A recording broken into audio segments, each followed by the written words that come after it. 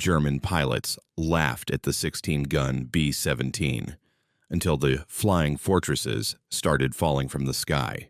Summer 1943, 30,000 feet above Europe, the air was thin, freezing, and filled with death. The roar of 4 Wright Cyclone engines from dozens of B-17 flying fortresses shook the heavens, echoing like the beating drums of an unstoppable army. To the men inside those steel beasts, it was just another mission. Fly in formation, drop their bombs, and somehow make it back to England alive. But to the German pilots waiting below, this was the day they would test the myth. They'd heard rumors from the front lines of American bombers that bristled with 16 machine guns, armored like tanks, able to defend themselves from every angle. They called them flying fortresses. At first, the Luftwaffe laughed. Nothing that heavy could stay in the air. It sounded like Allied propaganda. Until that morning, when the horizon filled with silver wings reflecting the cold sunlight, and the sky itself seemed to tremble. As the B-17s climbed higher into the stratosphere, their formation looked like a city of metal, each plane spaced perfectly, flying with machine-like precision. Below them, flak clouds began to burst, black puffs clawing upward, each one a promise of death. The German interceptors took off, Messerschmitts and Focke-Wulfs screaming toward the bombers. Oberleutnant Hans Kremer, a veteran with over 30 kills, led the attack. Through his canopy, he could see them now, massive birds of war, their bellies glowing orange from the sun. And then he noticed it. Gun barrels, everywhere. From the nose, the tail, the sides, the chin, the dorsal turret, even under the belly. The B-17 wasn't an aircraft. It was a fortress in the sky. Hans dove from the sun, cannons armed, ready to rip through the lead bomber. But before he could even fire, the sky exploded with tracer fire. Yellow streaks tore past his wings like lasers. The B-17s fought back in perfect synchronization, overlapping fields of fire that turned the air into a death trap. One of Hans's comrades, flying too close, took a burst straight through the engine. The Messerschmitt erupted in flames and spiraled down. Another tried to climb above the formation, only to be shredded by the top turret gunner. Within seconds, the Luftwaffe attack disintegrated into chaos. The Germans couldn't believe what they were seeing. These bombers were fighting back, harder than any escort squadron.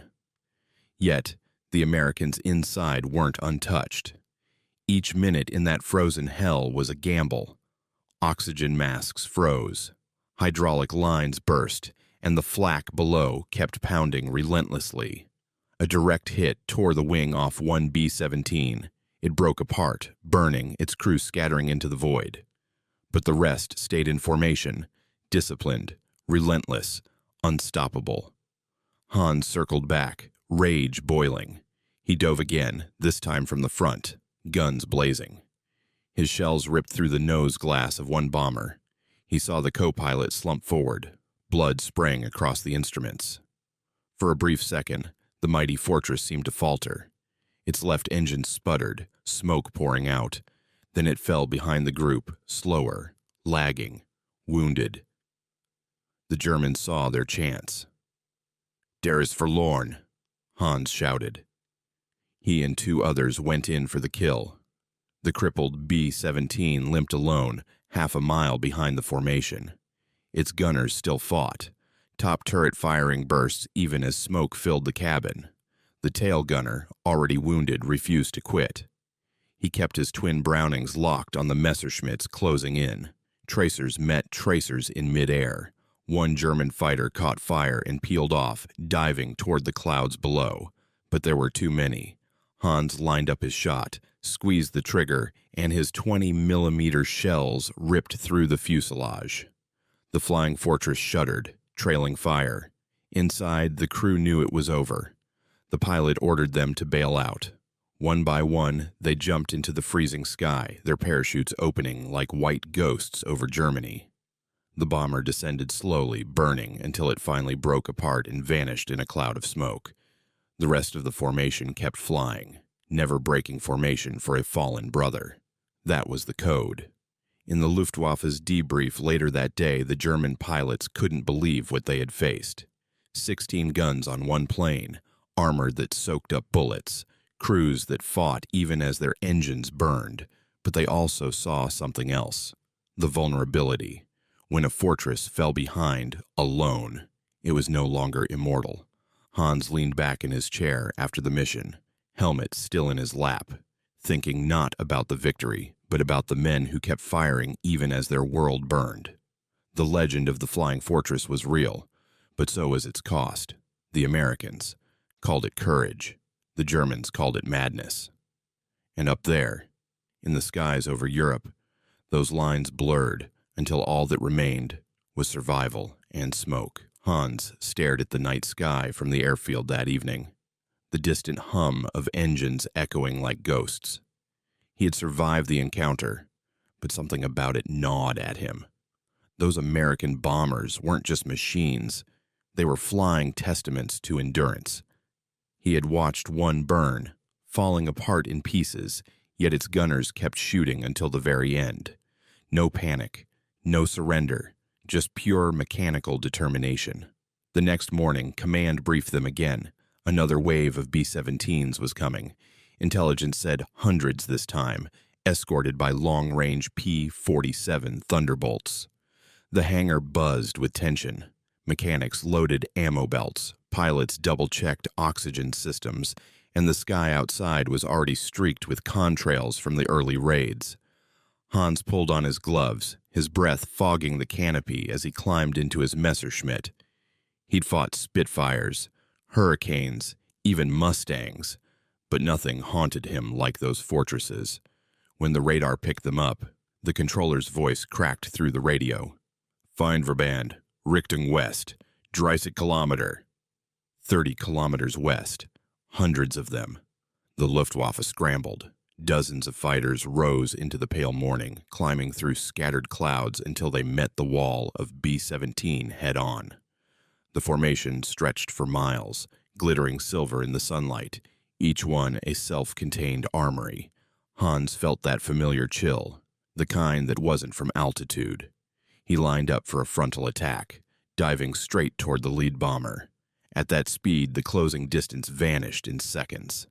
He saw faces behind the cockpit glass, young, terrified, focused.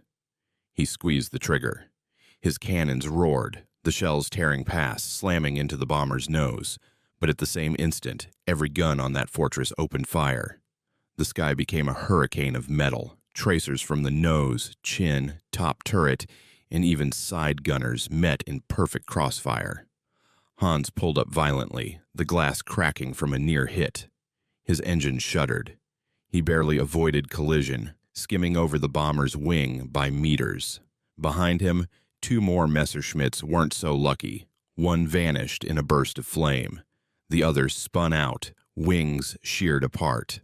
The fortress kept flying. Holes riddled its fuselage, one engine coughing black smoke, yet it refused to fall. Hans couldn't understand it. Any normal plane would have been dead 10 minutes ago. But this was a moving fortress of willpower. He regrouped with what remained of his squadron. "Aft guns are endless," his wingman muttered. "They never stop firing." "They'll run out of ammo eventually," Hans replied, though even he didn't sound convinced. Below them, the landscape of Germany blurred past, villages, forests, rivers. The bombers thundered onward, climbing through the flak bursts from their own anti-aircraft guns. Even the German ground crews watched in awe as the sky filled with smoke trails and falling debris. A fortress took a direct hit. Its left wing exploded, tearing away completely. The rest of the formation didn't waver. They tightened ranks, covering the gap. It was like watching a machine repair itself mid-flight. Hans made one final dive, closing on a damaged straggler. Its top turret was gone, its tail section shredded, yet the waist gunners still fired, trying to keep him away. He felt something twist in his gut. He knew they were done for, but they refused to quit. He lined up his sights, whispered a quiet "Entschuldigung," and fired. The bomber erupted in smoke and flame. pieces scattered through the clouds like dying stars. But even then, as it fell, one of its guns still spat out a final burst of tracers, wild, defiant, hopeless. By the time Hans landed, the airfield was chaos. Half their squadron hadn't returned. Some never would. The mechanics stood silent, counting bullet holes in what few planes had survived. The officers said the Americans had lost dozens too, but it didn't feel like victory. Not anymore. Later, over a cup of black coffee in the dimly lit mess hall, Hans stared at the table. "They're not men," one pilot muttered. "They're machines." Hans shook his head. "No, they're men who became machines, so they could live long enough to die up there." The room fell silent. Outside, the distant rumble of another bombing raid echoed through the night, like thunder rolling over a broken empire. Days turned into weeks, and the skies of Europe turned into an endless war zone. Each mission brought more fortresses, more fire, more death. But one thing never changed. The Americans kept coming.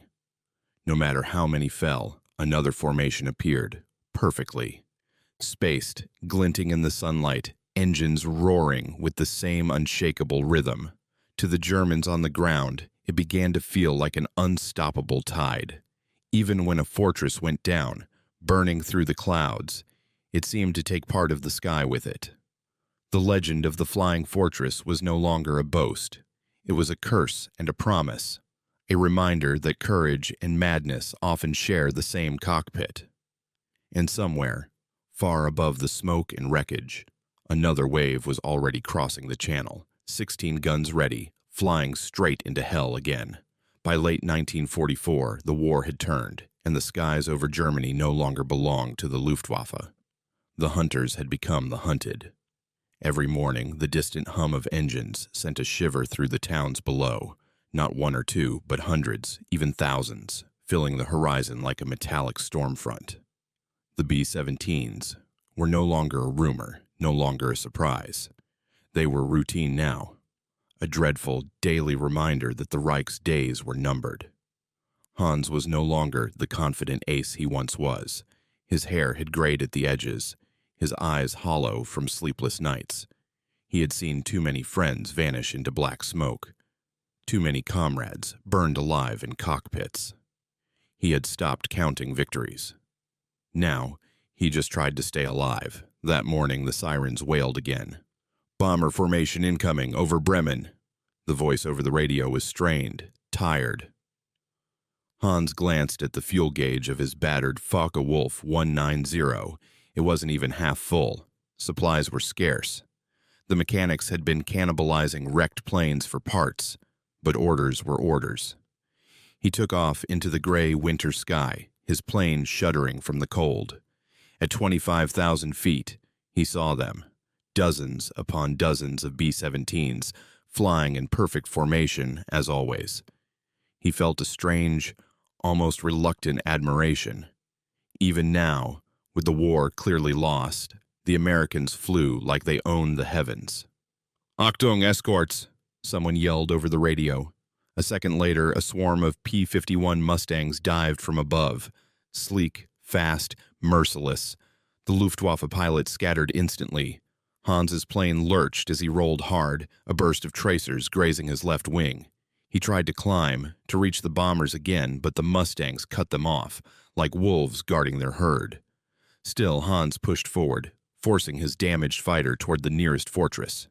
He could see the massive bird glinting in the pale sunlight, vapor trails streaming behind it. As he closed in, the air shimmered with incoming bullets. The B-17's tail guns opened up, the twin Brownings spewing fire. The rounds hammered into his fuselage. The cockpit shook violently. He ducked instinctively as a hole opened beside his head, cold air rushing in. He could smell smoke. The plane was dying, but he was too close to stop now.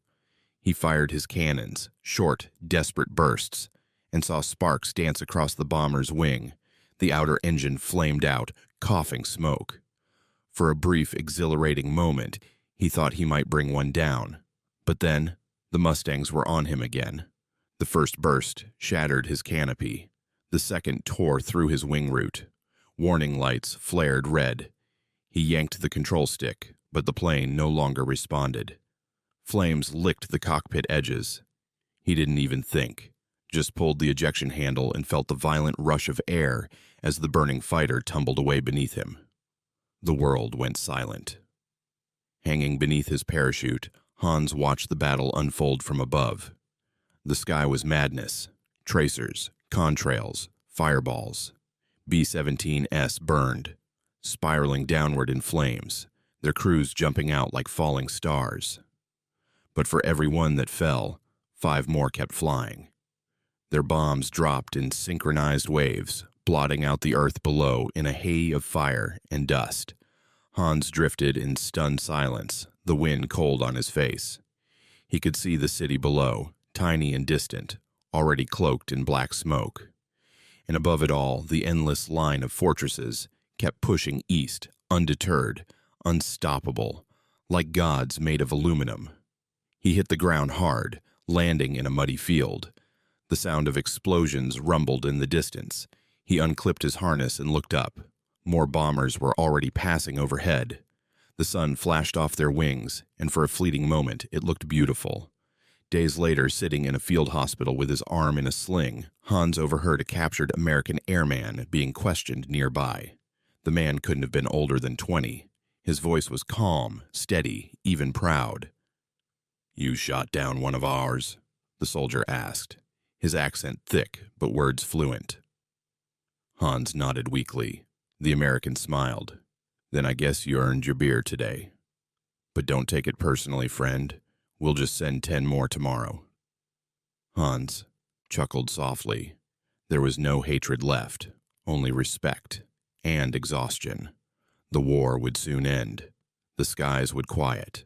But the sound of those engines, the endless thunder of the flying fortresses, would never leave him. He would remember them not as enemies, but as machines of impossible courage, piloted by men who refused to die quietly. And somewhere, deep inside, a part of him wished he'd fought for something that strong. Because the truth, as every pilot on both sides learned, was simple. In that frozen sky of smoke and fire, nobody really won. Only the machines did. The fortresses, the Mustangs, the Messerschmitts, all of them roaring symbols of human obsession, defiance, and doom. When peace finally came, the old airfields turned silent, covered in weeds and memories. The fortresses were scrapped, their aluminum melted into pots and cans. But for those who had seen them, who had faced their 16 guns and survived to tell the tale, the legend remained. They had witnessed something that shouldn't have been possible. Planes that fought like living creatures, crews that bled steel, and courage that burned brighter than the sun. Years later, as Hans sat by his window, now an old man in a quiet German village, he sometimes thought he heard them again. The faint echo of engines far away, rolling across the clouds, and he'd close his eyes, smile faintly, and whisper, "The flying fortresses. They're still up there." Decades passed. The war that had once set the skies on fire was now just history in books, old film reels, and fading memories. Hans was one of the last living Luftwaffe veterans in his town. Children sometimes asked him about the big planes, those American giants their grandparents still whispered about. He never glorified it. He didn't talk about kill counts or medals. He talked about the sound, the deep, bone-shaking thunder that filled the clouds when the flying fortresses came. That sound never left him. Even now, when the wind was right, he swore he could still hear it echo through the valley like a ghost. Every year, on the anniversary of his final mission, Hans would walk to the old airfield on the edge of town. The runway was cracked, grass growing through it, the hangars long abandoned. But if you stood in the middle and looked toward the horizon, you could almost see them, silver dots in the sky, glinting in the sun, flying in perfect formation. He sometimes brought a flask of whiskey and raised it quietly to the air. "To the ones who didn't come back," he'd say. And in his heart, he didn't mean just his comrades. He meant the Americans too, because up there, above 30,000 feet, they were all the same. Boys turned into ghosts before they ever got old enough to grow beards. One autumn day, a convoy of military trucks arrived at the airfield. Word spread through the village that an American crew was coming to restore a memorial. Hans, curious, went to see. They were veterans, gray-haired like him, but wearing jackets with bright U.S. Air Force patches. One of them noticed him, thin, stooped, his cane trembling slightly in his hand. "You flew?" the American asked. "Ja," Hans said softly. "Messerschmitt." "Long time ago." The man nodded. "B-17. Long time ago, too." They stood in silence, the wind sweeping across the empty field. Then the American reached into his jacket and pulled out a small, battered piece of metal, a fragment of bomber aluminum, polished smooth from age. It was engraved, "Flying Fortress, 1943. He handed it to Hans. "Maybe you shot this one," he said with a half-smile. Hans turned it over in his hand, staring at the dull shine. "Or maybe you shot at me," he replied. They both laughed, quietly. There was no bitterness, no pride, just the strange mutual respect of two old men who had outlived everything they once believed in. Later, when the Americans left, Hans stayed behind. He watched the sun dip low, turning the field gold. He thought about the sky back then, the chaos, the courage, the madness of it all. He remembered the gunfire, the freezing air, the sight of those endless fortresses stretching across the clouds like an iron horizon. He remembered the young faces of his squadron, their nervous grins before takeoff, their empty bunks after. And he remembered the Americans, their fearless precision, their stubborn will to keep flying, even as the world burned around them. That night, he dreamed again. He was back in the cockpit. The engine roared, the gauges trembled, and the oxygen mask pressed tight against his face. The sky was brilliant, endless, full of motion. And ahead of him, just like before, were the flying fortresses, massive, majestic, bristling with guns, sunlight flashing off their wings. But this time, there was no fear, no fight, just awe.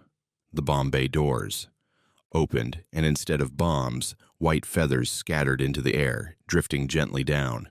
He looked around, and for the first time in decades, there was silence. Peaceful, absolute. Hans woke up with tears on his face. He smiled faintly. He knew what it meant. It wasn't about winning or losing. It wasn't even about sides anymore. It was about the strange, fragile brotherhood of men who had touched the edge of death and lived to tell its story. A few months later, when the villagers found Hans, he was sitting in his chair by the window, still holding that small piece of bomber metal in his hand. The sky outside was clear that morning, perfectly blue, the kind of day pilots used to pray for. And as they carried him away, someone swore they heard it, the faint hum of distant engines, rolling softly over the hills. Nobody else heard it, but maybe that's because it wasn't sound. It was memory. It was history. It was the echo of those 16 guns that once guarded the skies, the last whispers of the flying fortresses that refused to fall quietly. And somewhere, far above the clouds, where time doesn't matter anymore, Hans was flying again, side by side with the very planes he once tried to destroy, finally at peace in the endless blue. Decades turned into nearly a century, and the world moved on. The skies that once thundered with war now carried airliners, tourists, and satellites. The generation that had fought and died at 30,000 feet had almost vanished, their stories scattered in museums, documentaries, and fading photographs. Yet every few years, something extraordinary would happen. One of those old B-17 flying fortresses would take to the sky again, restored by enthusiasts who refused to let history rust away. When one of those living relics roared to life at an air show near Munich, a crowd gathered. Among them was a young man named Lucas, Hans's grandson. He'd grown up hearing only fragments of his grandfather's war stories, never the details, never the blood. But in a dusty drawer after Hans's passing, he had found a small envelope. Inside was a note, written in shaky German. "Go see them fly. You'll understand." Next to it, wrapped in cloth, was the same polished piece of B-17 aluminum. Lucas had studied aviation engineering, not war, but something about that relic had pulled him here. When the engine started, the deep rhythmic rumble of 4 Wright cyclones, the air trembled just as Hans had described. He felt it in his chest. The sound wasn't noise. It was history breathing again. The B-17 lifted off slowly, gracefully, and for a moment, Lucas could swear the air shimmered around it, like ghosts riding the thermals. He imagined his grandfather in the clouds somewhere, watching this metal bird rise, not as an enemy anymore, but as an old friend. The fortress circled once, its silver skin catching the sun, and as it banked overhead, Lucas saw the faint letters on its side.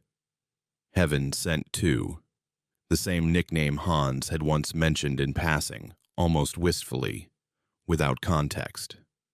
A bomber he'd fought against, and somehow never forgotten. The pilot came over the loudspeaker, his voice rough with emotion. "Ladies and gentlemen, this aircraft once flew over Europe 80 years ago. It carried 10 young men, each barely 20 years old. Only 2 came home. Today she flies in their memory, and for everyone who ever looked up from the ground and saw her passing overhead." The crowd was silent, except for the rumble of the engines. Lucas felt something shift inside him. For the first time, he didn't just know his grandfather's story. He felt it. The courage, the terror, the noise, the cold, and the strange beauty of it all. After the show, Lucas approached the display tent where the crew allowed visitors to see the inside of the aircraft. The smell of oil and metal filled the air. He ran his fingers along the bullet holes that had been patched decades ago.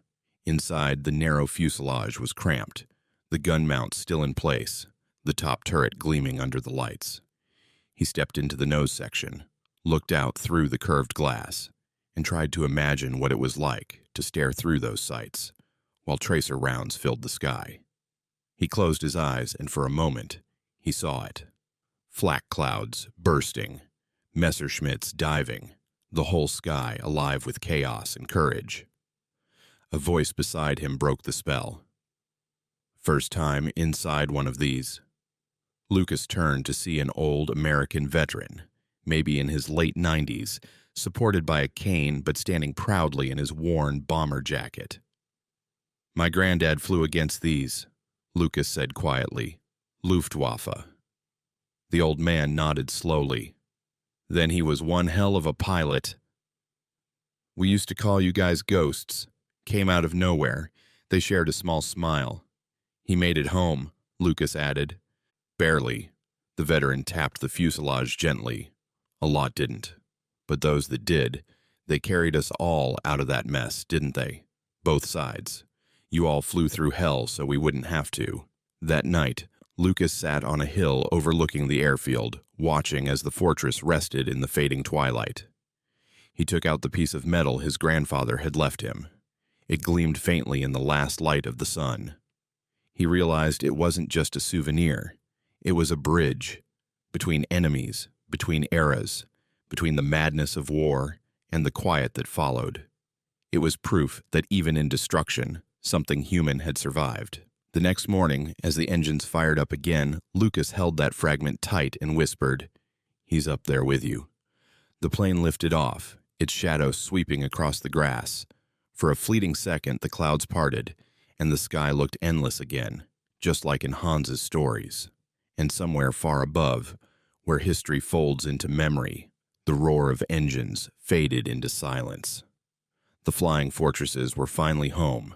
Not in hangars, not in museums, but in the hearts of those who still looked up and remembered that courage once had wings. The engines faded into the horizon, and for a long moment, Lucas just stood there, eyes fixed on the vanishing dot in the sky. The air was cool, the kind that hums with distant echoes. He slipped the metal fragment back into his pocket and began the walk home. The old airfield behind him fell silent again, but in that quiet, something lingered. A strange warmth, a feeling that he wasn't walking alone. Every gust of wind felt like a whisper, every shadow across the field like the flicker of propellers overhead. As months passed, that feeling stayed. Lucas started volunteering at the Air Museum in Munich, where another B-17 restoration was underway. It was a wreck pulled from a lake in Poland, half submerged since 1944. The restoration crew worked slowly, reverently, piecing history back together one rivet at a time. Lucas handled the engineering aspects, the airframe integrity, the control linkages, the structure scans, but every time he held one of those twisted aluminum panels, he thought of the men inside them. Each scratch, each bullet dent, was a heartbeat frozen in metal. One evening, while cataloging artifacts, he found an old, sealed tin box inside the wreck's fuselage. The label had nearly dissolved, but inside were a few photos. 10 young faces, grinning, standing in front of the same aircraft before its final flight. On the back of one photo, a scrawled note. "If you find this, you'll know we gave it everything." Lucas sat down right there on the hangar floor. He didn't cry, not exactly. It was something deeper, an ache that connected generations. His grandfather had once tried to destroy planes like this. Now, his grandson was helping rebuild one. History had come full circle. The museum decided to hold a ceremony when the plane's restoration was complete. They invited families of both Allied and German airmen, descendants, historians, mechanics, and soldiers' grandchildren who carried fragments of stories instead of medals. The day of the unveiling, the hangar doors rolled open, and the restored B-17 stood gleaming in the sunlight once more. Her name, carefully repainted in faded blue script, Iron Prayer. As the crowd gathered, a hush fell. The director stepped up to the microphone. 80 years ago, he said, these skies were filled with fire. But today they are filled with memory and peace. This aircraft does not represent one side. It represents everyone who dared to fly into the impossible. Then, in a gesture nobody expected, the museum revealed something beside the bomber. An old Messerschmitt nose cone, scorched, dented, mounted on a stand. It had been found in the same crash site. The inscription beneath read, "Enemies in the sky, brothers in the wind." Lucas felt the breath leave his body. He walked up to it slowly, tracing his fingers along the cold metal. He didn't know for sure, but something deep inside told him that maybe, just maybe, it had belonged to his grandfather's plane. When the national anthems finished and the speeches ended, the engines of the B-17 roared to life one last time. The sound rolled through the valley like thunder reborn. Old veterans saluted. Children covered their ears, startled. And Lucas closed his eyes, smiling through tears. In that moment, he felt something impossible, as if the noise split the air and opened a doorway through time. He saw his grandfather again, young, alive, laughing in his flight jacket. Around him were Americans, equally young, equally uncertain, all of them smiling the same tired smile of men who'd seen too much. No hatred, no uniforms, just pilots. Then, as quickly as it came, the vision faded. The engines idled down, and the hangar fell quiet again. But in that silence, Lucas knew something had shifted permanently. The story wasn't just about war anymore. It was about transformation, about forgiveness, written not in words, but in time itself. He placed the metal fragment, his grandfather's token, on the nose of the restored bomber. "You can rest now," he whispered. Years later, when Lucas had children of his own, he brought them to that same museum. The B-17 still stood there, polished and proud, the Messerschmitt fragment beside it. His daughter pointed at the plaques. "Papa, who were they?" Lucas smiled faintly. "They were men who flew into storms so the world could find peace." And as he lifted her up to peer into the cockpit, the light caught the glass just right, reflecting the endless sky above. Somewhere far away, the echo of engines rolled across the heavens again, soft, steady, eternal. The flying fortresses were gone, but they were never truly lost. They lived on in every sky, every whisper of wind, and in every generation that still looked upward and dared to imagine what courage once sounded like.